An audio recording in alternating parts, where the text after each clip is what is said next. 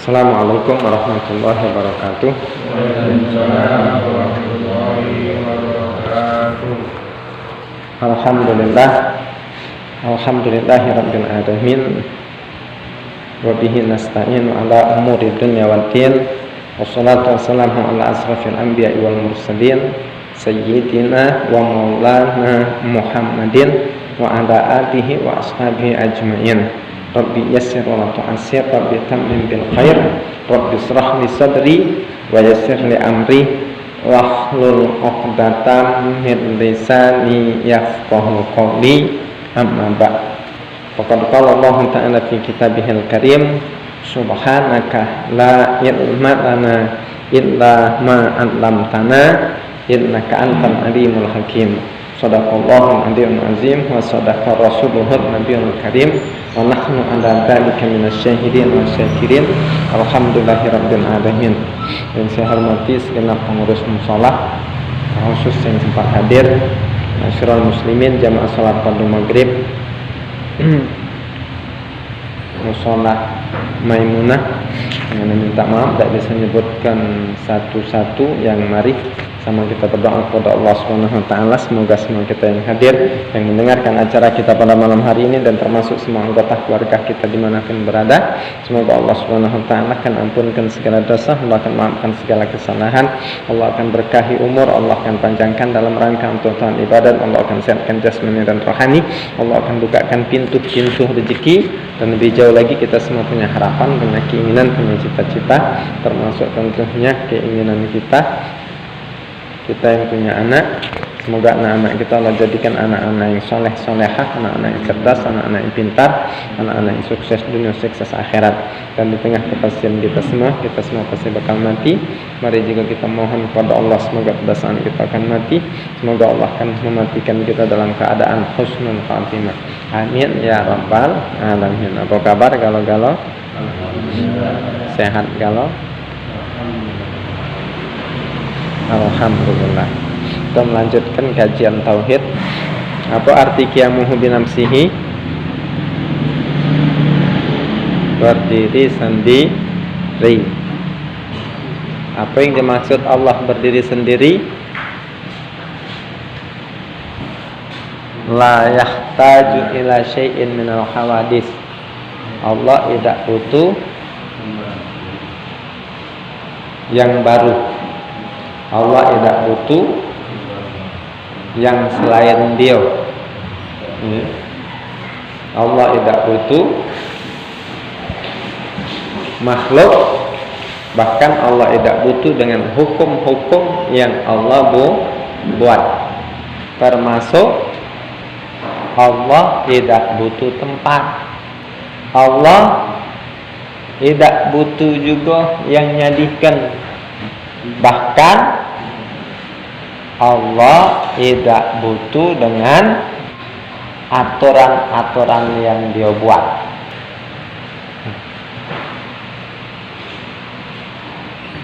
Jadi qiyamuhu binafsihi artinya Allah berdiri sendiri. Maksudnya Allah berdiri sendiri, bukan Allah tegak dewean, bukan. Ini tegak misal dewean, bukan.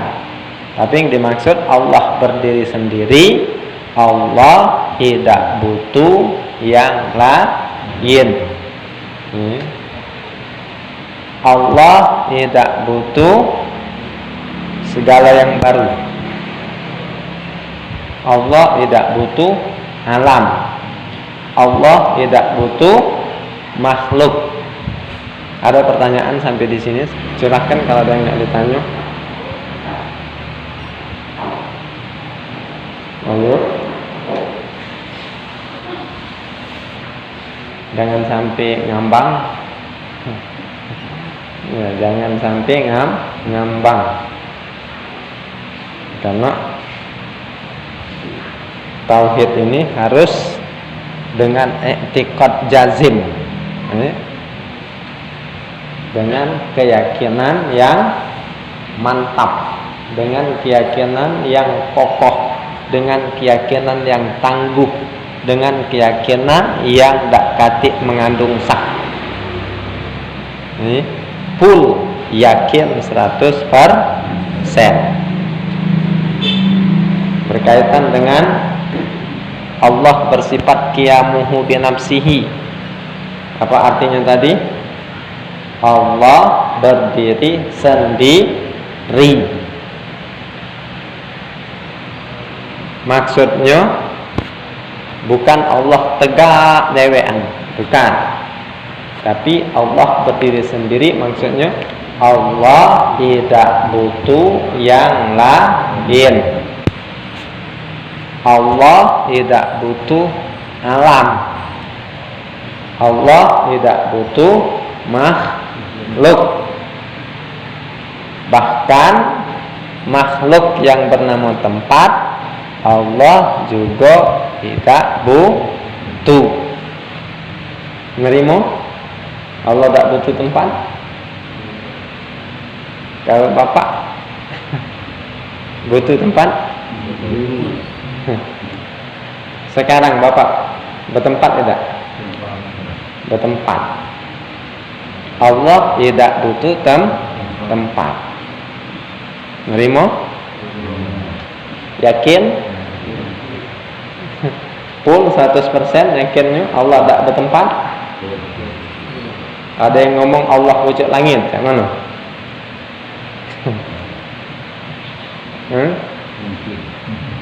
Ada yang ngomong Allah di pucuk langit.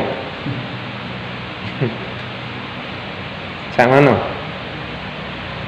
Nerimo? Ngapa tidak?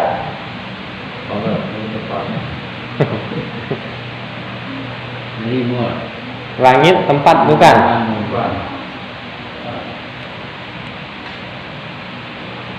Masjid sering disebut Baitullah. Apa artinya? Bait rumah Allah, Allah. Baitullah rumah Allah. Apakah Allah ada dalam masjid? Masjid tempat bukan? Tempat apa? Ibadah. Masjid asal kalimatnya sajada yasjudu. Masjid isim makan, isim tempat, artinya menunjukkan sajadah, artinya sujud. Masjid tempat sujud. Kalau musola asal kalimatnya sholla yusolli. Sholla banyak artinya, termasuk diantaranya bisa diartikan sholat. Musola tempat sholat. Masjid, musola sering disebut Baitullah. Apakah Allah ada dalam masjid, ada dalam musola? Kita sholat menghadap ke Ka'bah. Ka'bah disebut Baitullah. Apakah Allah ada dalam Ka'bah? Nabi waktu Isra wal Mi'raj minal Masjidil Haram ilal Masjidil Aqsa, diperjalankan oleh Allah dari Masjid Haram di kota Mekah ke Masjidil Aqsa di Palestina. Terus perjalanan vertikal naik ke pucuk, ke langit dunia, atau langit pertama, kedua, ketiga, keempat, kelima, keenam, ketujuh, Sidratul Muntaha, Mustawa, terus Aras. Apakah Allah ada di pucuk Aras?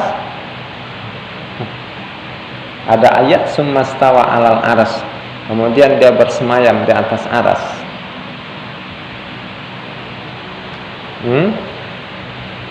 Kalau Allah duduk di atas aras, berarti Allah butuh tempat, tidak? Apa nama tempatnya? Penting. Aras. Nah, ini Kalau Allah duduk di atas aras, berarti ada persamaan tak dengan makhluk? Makhluk butuh tempat, Allah butuh tempat. Ada persamaan. Sementara sifat yang sudah kita bahas sebelum qiyamuhu bi nafsihi, mukhalafatuhu lil hawadisi. Allah bersalah-salahan dengan makhluk. Kalau makhluk butuh tempat, berarti Allah tidak butuh. Logikanya, kalau Allah butuh aras, macam mana Allah sebelum menjadikan aras?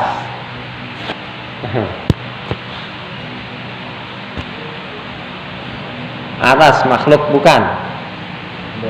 Makhluk. Apa arti makhluk? Ciptaan.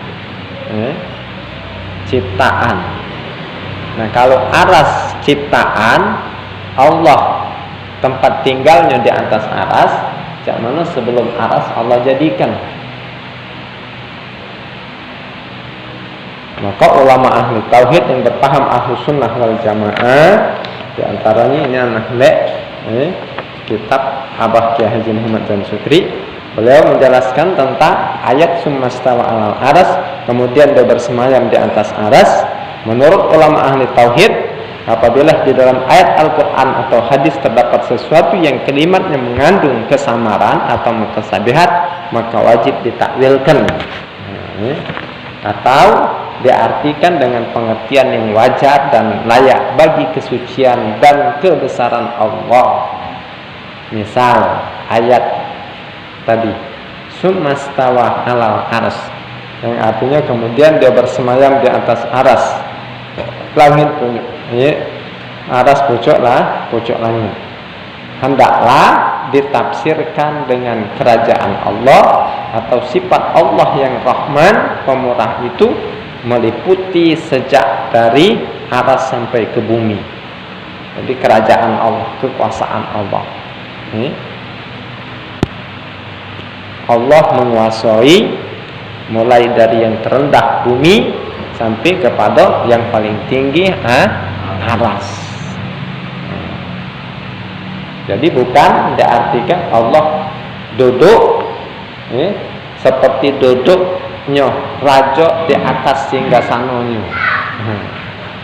Di ayat summastawa alal aras, kemudian Allah bersemayam di atas aras, bukan diartikan Allah duduk di atas aras seperti seorang raja duduk di atas singgasananya. Bukan. Memang ada dalam masalah tauhid ini ada yang berpaham itu. Tapi dalam paham Al-Asy'ari, Abu Mansur Al-Maturidi, paham kita, paham Ahlus Sunnah wal Jamaah, Allah tidak bertempat. Allah tidak bertempat. Karena kalau Allah bertempat, berarti Allah ada kelemahan. Allah ada kelemahan. Allah masih ada butuh dengan sesuatu. Sementara qiyamuhu bi nafsihi artinya berdiri sendiri, maksudnya la yahtaju ila syai' minal hawadis. Allah tidak butuh kepada sesuatu yang baru. Apa yang baru? Alam. Apa yang baru? Makhluk. Termasuk aras tadi. Bisa dipahami? Ustaz, kalau cak ngulang-ngulang itu ya, karena ini agak rumit ya, jangan sampai ada sama saat ngulang sekaligus yuk kesempatan mana ragu ditanya. Itulah namanya kita belajar. Banyak yang ngajar tauhid ini gurunya nunjuk soal-soal deh. Pikirku. Muridnya enggak ada. Balik ke gurunya. Ujung-ujungnya jadi Tuhan enggak.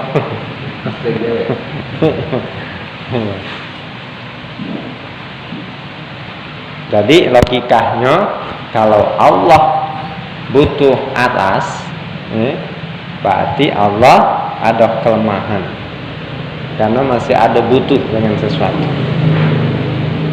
Logika kedua, kalau Allah tinggalnya di atas aras, sementara aras makhluk, cak mana Allah sebelum aras dijadikan?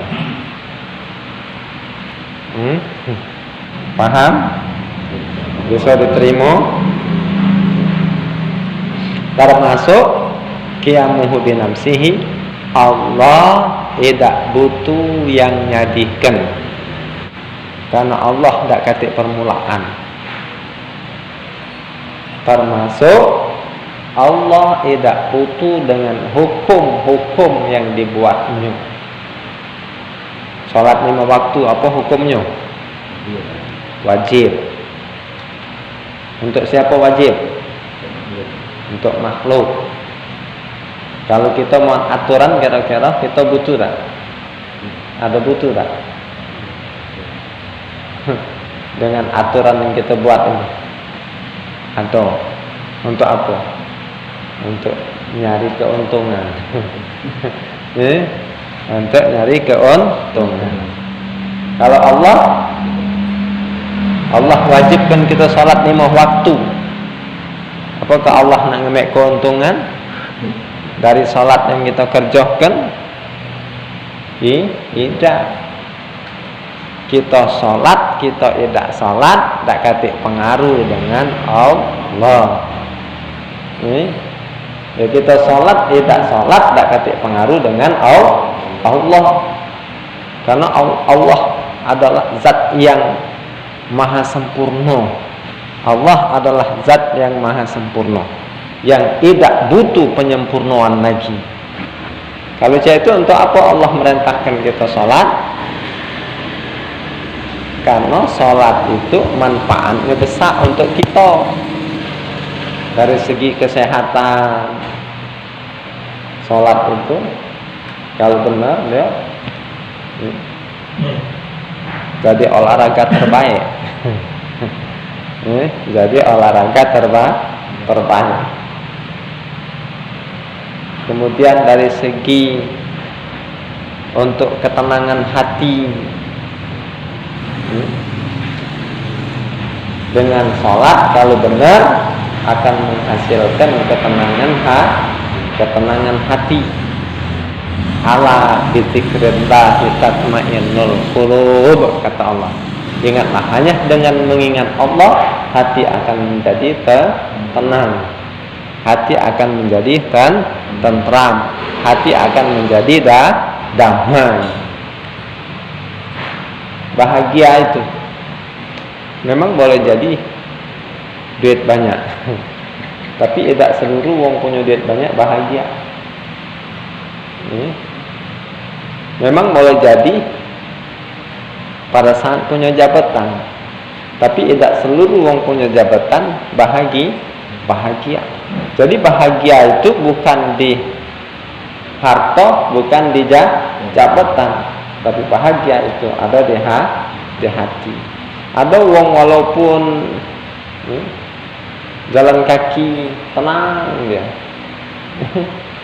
walaupun dia kemana-mana jalan kaki tenang. Ada tak? Walaupun belum berbini tenang ya.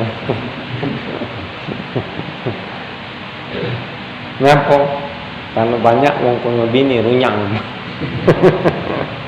Kalau mau aku nya. Pening itu. Ada orang begitu dapat bini tenang, dapat laki tenang. Ngapa? Karena intinya ingat kepada Allah. Jadi ketenangan itu karunia Allah. Siapa yang Allah nyuk, tenang dia. Siapa yang Allah tidak nyuk, tidak bakal dia bisa tenang. Maka ketenangan itu bisa ada dalam rumah mewah, bisa ada dalam gubuk sederhana.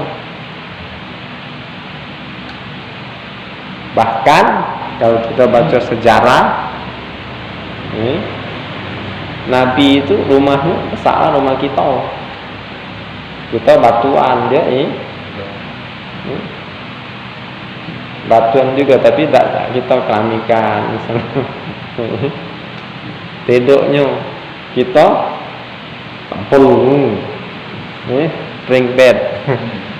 Nabi bahkan dalam sejarah diceritakan kapan bangun bekas daun kurma masih di badannya. Tapi cuman beliau yang berani berkata, baiti jannati, rumah tanggoku adalah laksana sorgo bagiku. Kita ngomong baiti jannati di mulut baik. Omongan kita banyak polesan, tapi kalau Nabi asli. Jadi Allah perintahkan kita sholat, tanda Allah sayang dengan kita. Karena sholat itu banyak manfaatnya untuk diri kita, maka Allah perintah. Bahkan karena manfaatnya bukan sebatas untuk di dunia, tapi sampai ke akhirat, Allah hukumkan bahkan dalam sehari semalam ada sholat yang hukumnya wajib. Berapa waktu? 5. Kenapa? Karena kita manusia ini kalau tunjuk kelonggaran biasanya nah tidak tu lah. Andai kata tak katik yang wajib, pacak-pacak sikok pun tak katik. Sementara sholat tadi manfaatnya bukan cuma sekedar untuk di dunia, bahkan akan jadi bermanfaat untuk di akhirat. Di dunia di antaranya kita tak nak buntu, sholat Allah jadikan pembuka pintu rezeki. Di kubur kita tak galak kena siksa, sholat Allah dengan sholat Allah akan angkat siksa kubur. Pada saat menerima kitab catatan amal, kalau dari sebelah kiri atau alamat kita bakal celaka. Dengan sholat Allah akan berikan kitab catatan amal kita dari sebelah kanan. Pada saat melalui titian Shiratal Mustaqim, yang di bawahnya api neraka, sulit kita untuk melaluinya. Dengan sholat Allah akan jadikan melewati titian Shiratal Mustaqim itu punya kemampuan seperti kilat. Kita tak galak masuk api neraka. Dengan sholat Allah akan masukkan wong yang sholat itu ke dalam surga. Maka Allah paksa. Saking sayang Allah dengan kita, ada sholat yang Allah wajibkan. Karena kalau tidak diwajibkan, kalau tidak diancam, tidak campur diancam, itu tadi sulit untuk ngawikan. Kita punya anak waktu lagi kecil, waktu lagi kecil, ada tak yang tak pernah marah sama sekali dengan anaknya? Ada tak? Ada tak nyuruh anak? Nyuruh anak. Kita nyuruh, kita marah karena sayang apa benci? Sayang. Belajar bisa tak manfaat untuk anak? Belajar. Kita paksa tak? Kita paksa. Bahkan rotan disiapkan. Bahkan tak tunjuk makan, tahan. Kalau tak sekolah, Mengapa? Karena kita tahu manfaat belajar itu besar.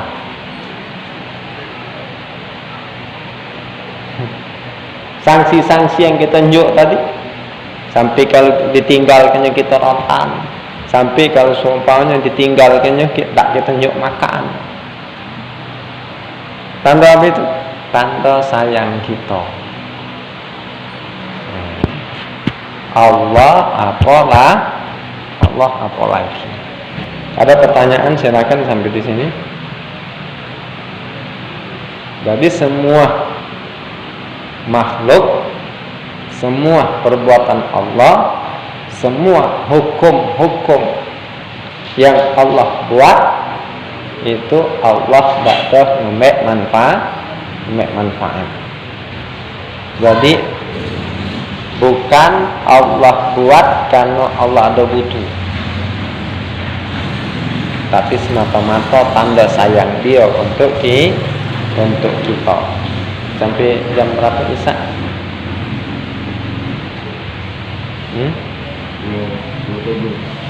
Minum kan?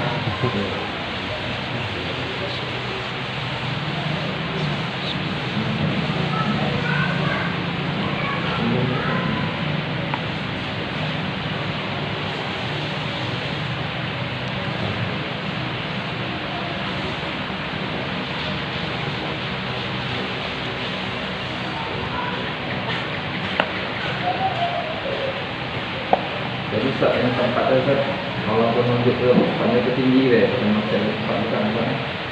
harus ada. Bukan menunjukkan tempat Allah tinggi, sebab kalau menunjukkan tempat Allah tinggi berarti masih ada tempat.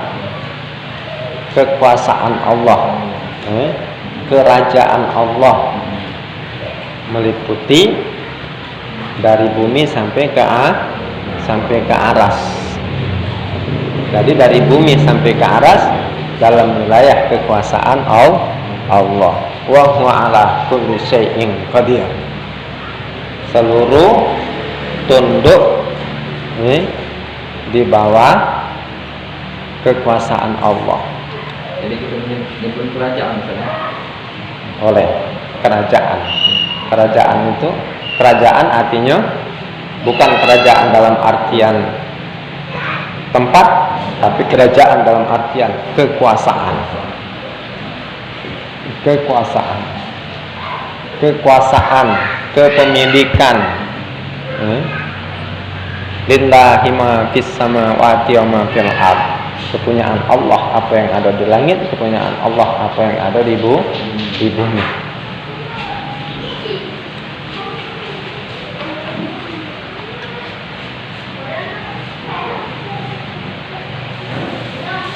Jadi kalau ada yang ngomong serahkan sama yang di atas, melok tak usah. Serahkan sama yang di atas, melok tak usah. Benar apa salah?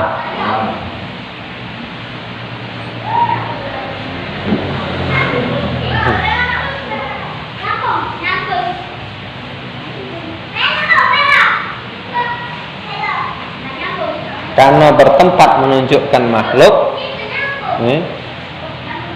yang bertempat itu menunjukkan ada kelemahan, untuk Allah tidak. Jadi tidak boleh kita ngomong serahkan sama yang di atas, karena atas itu menunjukkan tempat. Tempat itu meliputi apa? Atas, bawah, depan, belakang, kanan, kiri.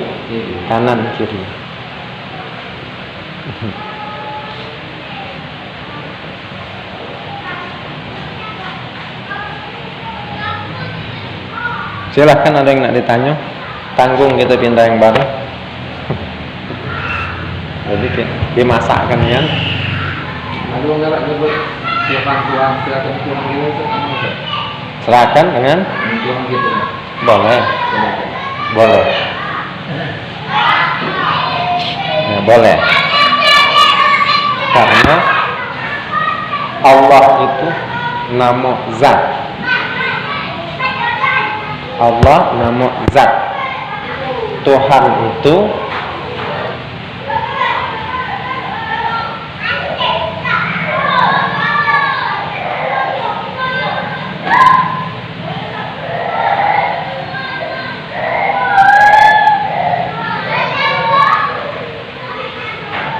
jabatan. Ya. Jadi Tuhan itu bisa diartikan jabatan Allah. Jabatan Allah.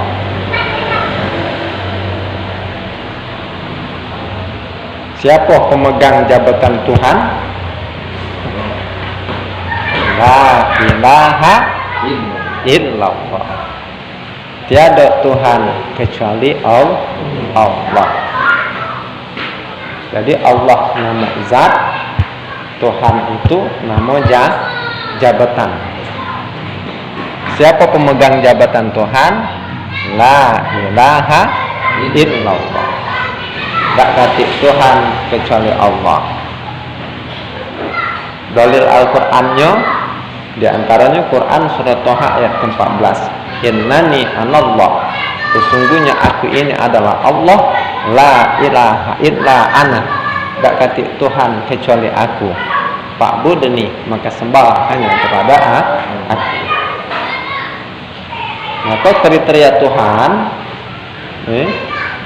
kriteria Tuhan oleh ulama ahli tauhid bersifat dengan sifat wajib yang 20, mustahil bersifat dengan sifat mustahil yang 20, dan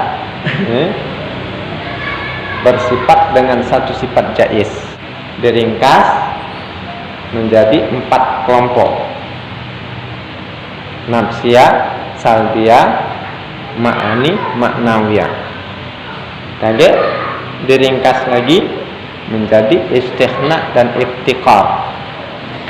Istighna, Allah Maha Kaya, maksudnya Allah tidak membutuhkan yang selain Dia. Iftiqar, segala alam, segala makhluk butuh dengan Dia. Itulah Tuhan. Siapa pemegang jabatan Tuhan itu? Pemegangnya cuma sikok. Dialah zat yang bernama Allah.